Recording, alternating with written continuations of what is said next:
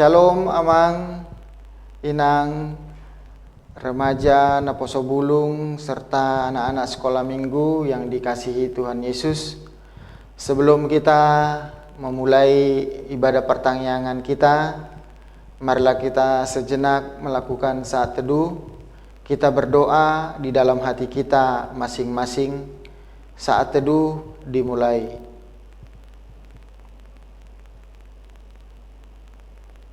Amin. Marilah kita memuji Tuhan. Kita bernyanyi dari buku ND nomor 11 ayat 1 dan ayat 2.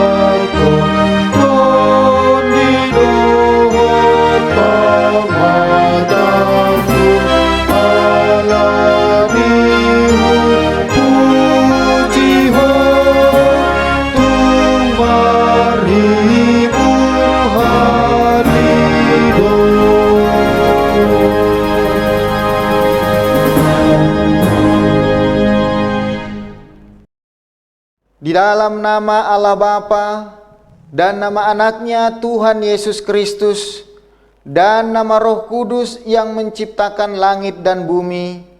Amin. Kasihanilah aku ya Tuhan, sebab aku merasa sesak. Karena sakit hati menghidaplah mataku, meranalah jiwa dan tubuhku. Tetapi kepadamu aku percaya, ya Tuhan. Aku berkata, Engkaulah Allahku, masa hidupku ada dalam tangan-Mu. Lepaskanlah aku dari tangan musuh-musuhku dan orang-orang yang mengejar aku. Tuhan, janganlah biarkan aku mendapat malu, sebab aku berseru kepadamu. Luputkanlah aku oleh karena keadilan-Mu. Haleluya, marilah kita berdoa.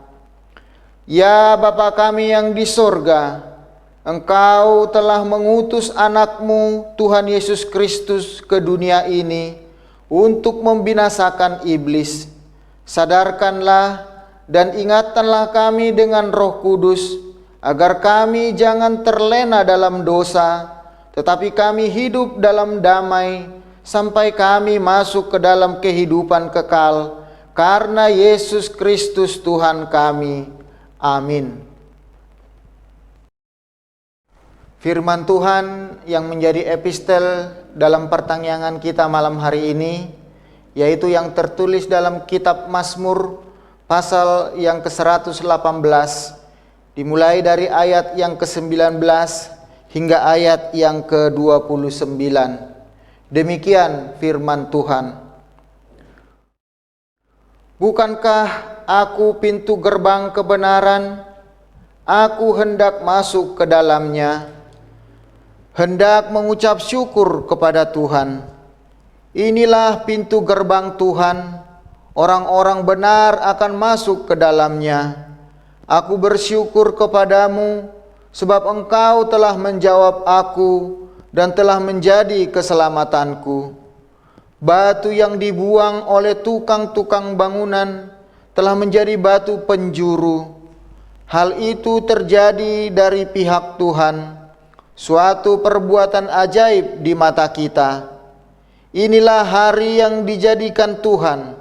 Marilah kita bersorak-sorak dan bersukacita karenanya. Ya Tuhan, berilah kiranya keselamatan. Ya Tuhan, berilah kiranya kemujuran. Diberkatilah dia yang datang dalam nama Tuhan. Kami memberkati kamu dari dalam rumah Tuhan. Tuhanlah Allah, Dia menerangi kita. Ikatkanlah korban hari raya itu dengan tali pada tanduk-tanduk mezbah. Allahku, Engkau, aku hendak bersyukur kepadamu, Allahku. Aku hendak meninggikan Engkau. Bersyukurlah kepada Tuhan, sebab Ia baik, bahwasanya untuk selama-lamanya kasih setianya. Demikian firman Tuhan. Berbahagialah orang yang mendengar firman Allah serta memeliharanya. Amin.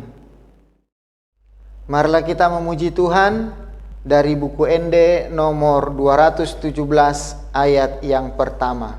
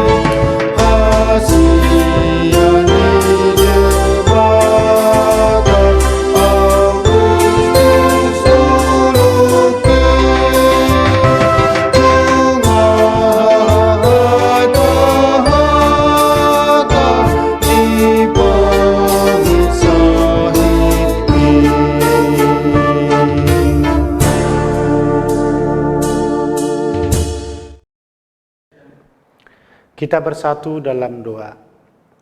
Damai sejahtera dari Allah Bapa yang melampaui segala akal dan pikiran, itulah kiranya menerangi hati dan pikiranmu di dalam Kristus Yesus Tuhan kita. Amin. Bapak, Ibu, saudara-saudara yang dikasihi dalam nama Tuhan Yesus Kristus, marilah kita mendengarkan firman Tuhan dalam pertanyaan sektor saat ini, tertulis dalam Injil Matius pasal 21 dimulai dari ayat 1 sampai dengan ayat 9. Kita dengarkan bersama-sama, demikian firman Tuhan. Ketika Yesus dan murid-muridnya telah dekat Yerusalem dan tiba di Betfage yang terletak di Bukit Zaitun, Yesus menyuruh 2 orang muridnya dengan pesan, "Pergilah ke kampung yang di depanmu itu, dan di situ kamu akan segera menemukan seekor keledai betina tertambat dan anaknya ada dekatnya.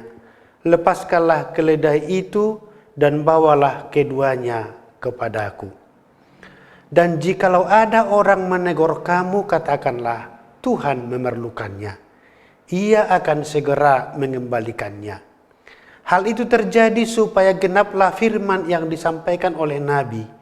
Katakanlah kepada putri Sion, "Lihat, rajamu datang kepadamu, ia lemah lembut dan mengendarai seekor keledai beban yang muda." Maka pergilah murid-murid itu dan berbuat seperti yang ditugaskan Yesus kepada mereka.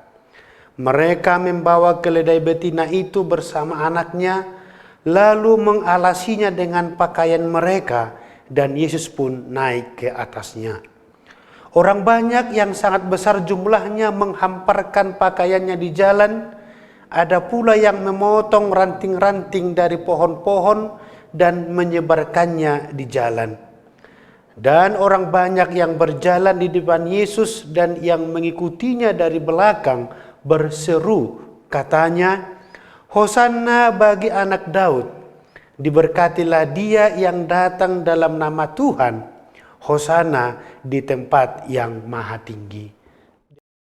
Demikian firman Tuhan.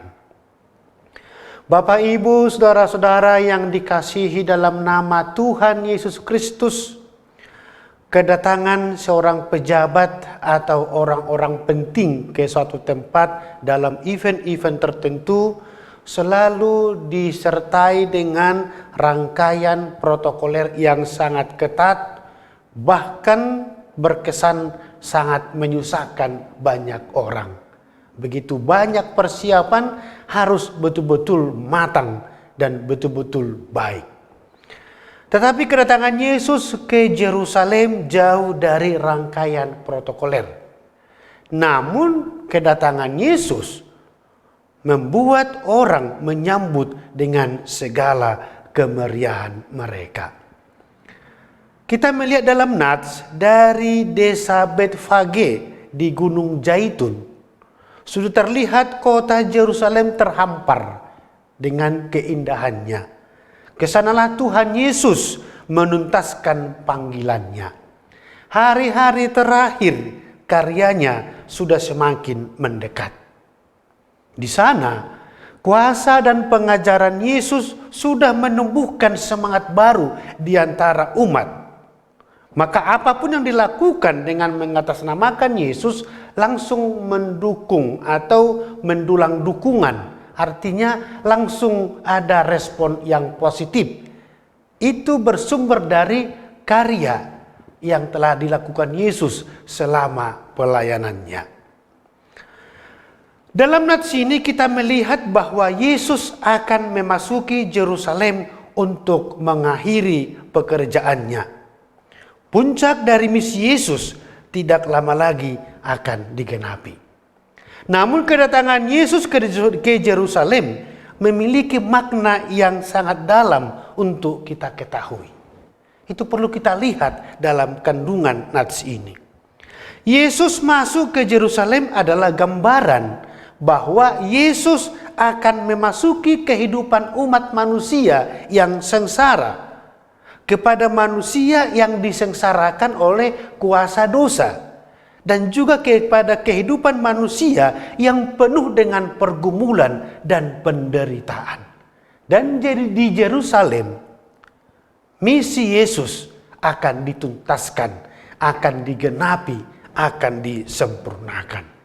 Saudara-saudara yang dikasihi dalam nama Tuhan Yesus Kristus, kedatangan Yesus ke Yerusalem adalah seperti seorang pahlawan yang akan menaklukkan musuh-musuhnya. Yang mana musuh-musuh itu adalah musuh-musuh kita manusia sampai titik darah penghabisan. Berperang sampai mati untuk hidup kita manusia yang berdosa ini. Maka jika kita mengikuti keterangan dalam nats ini tentang masuknya Yesus ke Yerusalem, ada beberapa poin yang perlu kita perhatikan dan sekaligus menjadi renungan bagi kita dengan nats pertanyaan pada saat ini. Yang pertama adalah sikap Yesus memasuki kota Yerusalem. Sikap yang ditunjukkan oleh Yesus untuk memasuki Yerusalem menjadi pelajaran bagi kita untuk meniru sikapnya. Bahwa sebenarnya Yesus sudah tahu apa yang akan terjadi pada dirinya di kota Yerusalem. Bahwa dia akan ditangkap, dia akan disiksa, dia akan dihina, bahkan dia akan disalibkan. Namun walaupun demikian, rencana Tuhan harus digenapi. Dan Yesus tidak gentar untuk menghadapinya, sebab di ujungnya pasti ada kemenangan. Bapak, Ibu, saudara-saudara yang dikasihi dalam nama Tuhan Yesus Kristus, itu juga yang diharapkan pada kita sebagai murid Yesus, bahwa kita harus berani menghadapi peperangan dunia ini. Seorang Kristen yang beriman harus memiliki mental pemenang. Entah apapun yang akan kita hadapi di dunia ini, kita harus dapat berkata, semua akan dapat kita hadapi dan semua akan kita menangkan. Dalam menghadapi dunia ini, kita harus mengingat bahwa kita adalah laskar Kristus.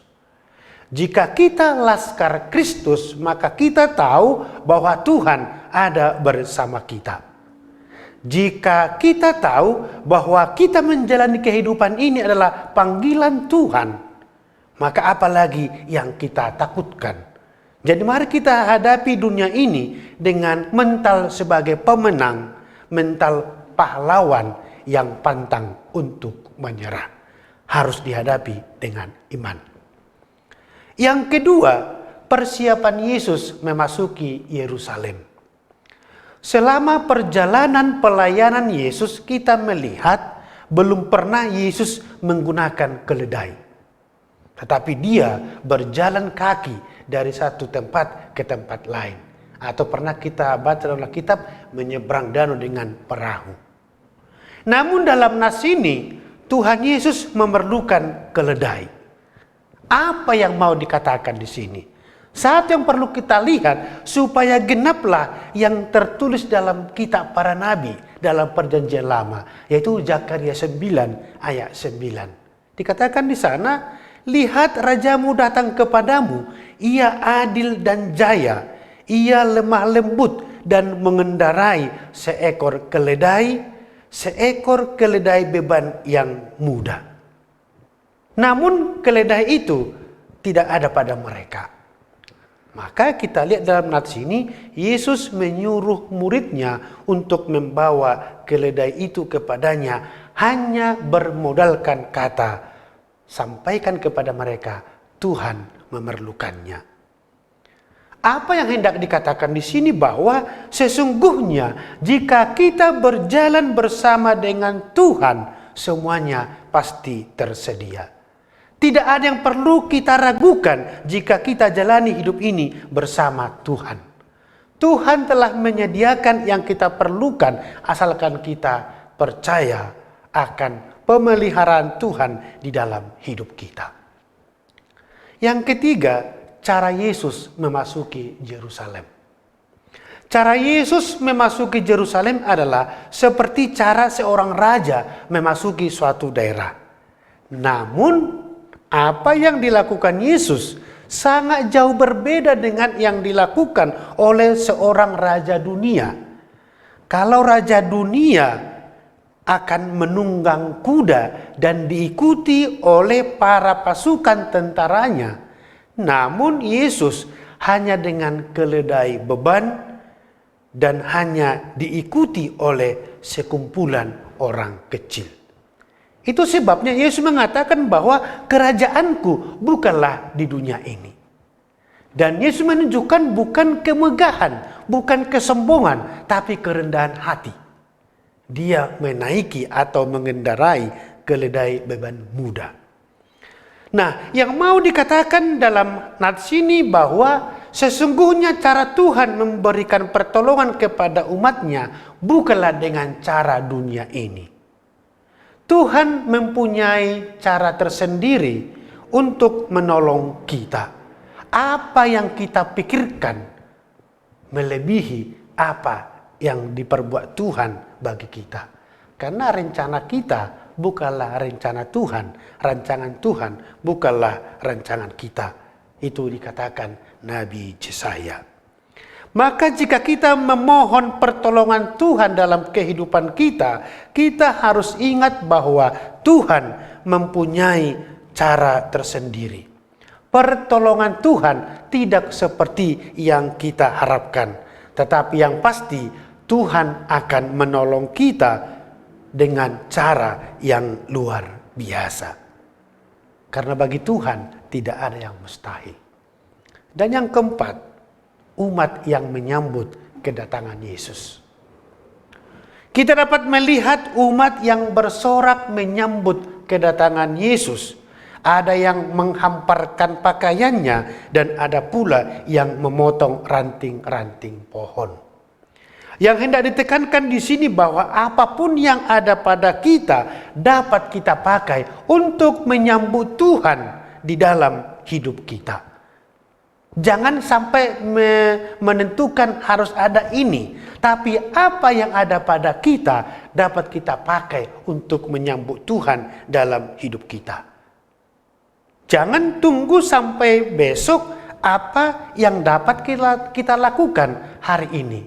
Tapi mari kita manfaatkan waktu sebaik mungkin. Kesempatan yang ada harus kita manfaatkan.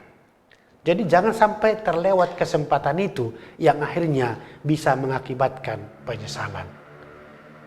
Yang penting hati sukacita, hati yang terbuka, niat yang baik. Apapun yang dapat kita berikan kepada Tuhan untuk menyambut di dalam kehidupan kita, mari kita perbuat.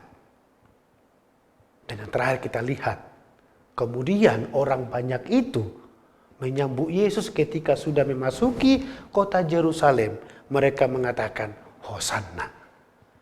Mereka meneriakkan Hosanna untuk menyambut kedatangan Yesus. Hosanna artinya, tolong aku yang lemah ini, yang tidak dapat melepaskan diriku. Hosanna artinya, tolong aku yang lemah ini, yang tidak dapat melepaskan diriku. Maka Hosanna adalah doa permohonan kepada Tuhan bahwa tidak ada yang dapat menolong kita selain daripada Tuhan. Bapak, Ibu, saudara-saudara dikasihi dalam nama Tuhan Yesus, pengakuan orang banyak itu telah menyatakan, sadar atau tidak sadar mereka, bahwa Yesuslah juru selamat. Yesuslah penolong manusia, supaya manusia lepas dari dosa-dosanya. Pengakuan orang banyak itu yang menyorakkan Hosanna sudah menunjukkan pengakuan mereka terhadap Yesus. Walaupun mungkin ada sebagian dari yang menyorakkan itu kemudian menyatakan salibkan dia di beberapa hari kemudian setelah peristiwa ini. Itulah situasi yang terjadi. Bisa saja orang yang meneriakkan Hosanna itu terpengaruh dengan situasi ketika Yesus disalibkan, orang banyak menyuarakan salibkan dia. Mungkin ada di antara mereka. Yang mau kita lihat dari sana, satu yang pasti bahwa Yesus memasuki kota Yerusalem untuk menggenapi tugas yang diberikan Bapaknya kepadanya, yaitu menempuh jalan salib untuk memberikan keselamatan dan hidup kekal bagi kita semua. Maka dengan kejadian ini, kita semakin diteguhkan, semakin disegarkan dengan mengatakan Hosanna. Mari kita sambut dia, bahwa Tuhanlah yang menolong kita, Tuhanlah yang menopang kita, Tuhanlah memberikan kehidupan kepada kita. Maka mari kita sambut dia setiap saat dalam kehidupan kita. Tidak ada yang menolong kita selain daripada dia. Karena memang dia diutus Bapa ke dunia ini untuk menjadi juru selamat bagi kita semua. Tidak ada yang sampai kepada Bapa kalau tidak melalui Yesus sendiri. Amin, kita berdoa. Terima kasih Bapa di sorga, dengan firman-Mu yang telah kami dengarkan dalam ibadah pertanyaan ini. Materaikan firman-Mu Tuhan sebagai pedoman dalam hidup kami, supaya kami tetap mempercayakan kehidupan kami kepadamu, dan kami yakin Engkau yang memelihara hidup kami. Engkaulah juru selamat bagi kami.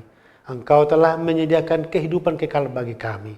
Maka selama kami hidup di dunia ini, tolong kami Tuhan dengan hikmat-Mu, dengan Roh Kudus-Mu, supaya kami tetap mengandalkan kebenaran firman-Mu, mengandalkan kuasa-Mu, sehingga kami tetap berjalan dalam jalan kebenaran. Banyak hal Tuhan yang dapat mempengaruhi pendirian kami, mempengaruhi kesetiaan kami kepadamu. Tetapi kami percaya dengan kuasa firman-Mu, segala godaan iblis bisa kami lawan dan kami menjadi anak-anak-Mu yang setia melakukan kehendak-Mu. Terima kasih Bapa, berkati seluruh jemaat-Mu Tuhan. Dimanapun berada, Engkaulah yang memelihara kami dan memberikan sukacita, memberikan berkat bagi kami. Ampuni dosa-dosa kami Tuhan. Hanya di dalam nama Yesus Kristus kami berdoa kepadamu. Amin. Kita bernyanyi dari buku ND nomor 363 ayat 1 dan 2 sambil mengumpulkan persembahan.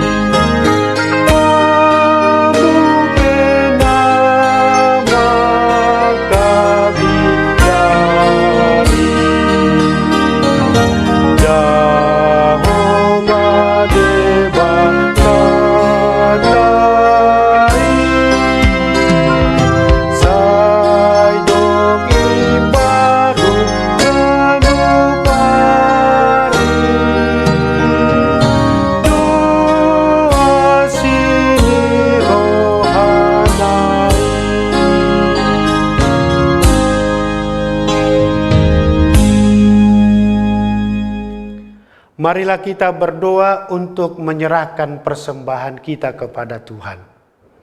Ya Allah Bapa kami yang di sorga, kami mengaku bahwa Tuhan adalah sumber dari segala karunia yang melimpah dalam kehidupan kami masing-masing.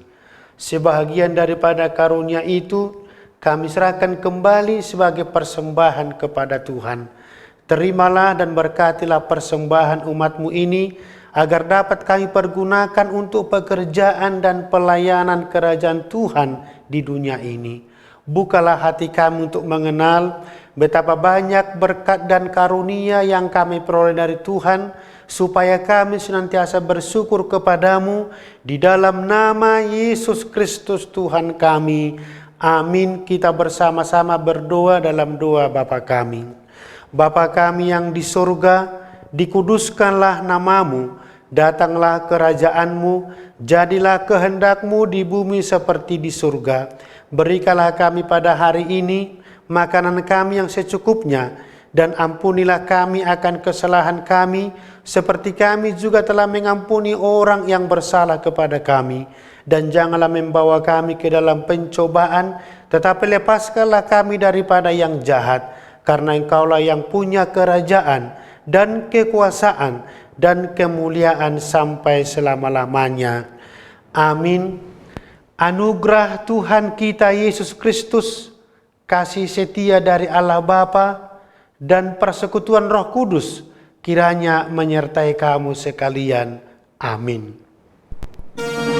Amin.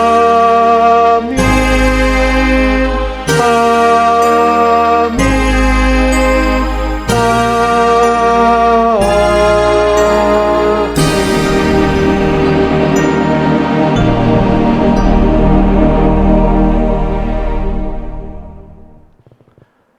Demikianlah pertanyaan setor untuk kita pada malam hari ini. Tuhan Yesus memberkati kita semua. Salam sehat selalu.